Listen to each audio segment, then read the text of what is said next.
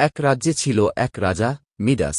তার প্রাসাদে সোনা ছিল পাহাড়সম, তবু তার মন ভরত না। সে ভাবত, আরও সোনা পেলে আমি পৃথিবীর সবচেয়ে সুখী মানুষ হব। একদিন এক জাদুকর দেবতা পথ হারিয়ে রাজপ্রাসাদে আশ্রয় নিল। রাজা তাকে সম্মান করে খেতে দিল, বিশ্রাম দিল। খুশি হয়ে দেবতা বলল, একটা ইচ্ছা চাইতে পারো। মাইডাস বলল, আমি যা ছুঁব সব যেন সোনা হয়ে যায়। দেবতা সাবধান করলেও রাজা শুনল না। পরদিন সকালে রাজা ফুল ছুঁড়ে দিল, ফুল সোনা হয়ে গেল। সে হেসে উঠল, গাছ, পাথর, দরজা সবকিছু সোনায় পরিণত হতে লাগল। প্রাসাদ ঝলমল করে উঠল। কিন্তু একটু পরেই বিপদ। ক্ষুধা লাগলে খাবার ধরতেই খাবার শক্ত সোনা, তৃষ্ণা পেলে পানি ধরতেই তা সোনার ঢেলা। রাজা বুঝল তার ইচ্ছাই এখন অভিশাপ। তখন তার ছোট মেয়ে ছুটে এলো বাবার কোলে। রাজা জড়িয়ে ধরতেই মেয়েটা সোনার মূর্তি হয়ে গেল।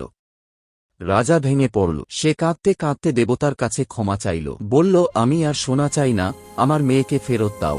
দেবতা দয়া করে বলল, নদীতে গিয়ে হাত ধুয়ে নাও।